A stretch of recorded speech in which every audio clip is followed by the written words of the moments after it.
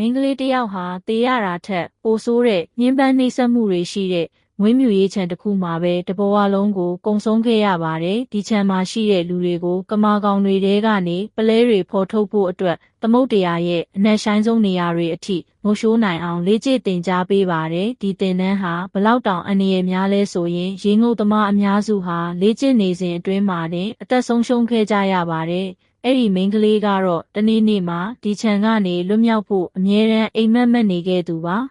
။တရက်မှာတော့ခြံကြီးကြက်ရေးမှုကအလွန်အန္တရာယ်ကြီးတဲ့တွန်ဝမ်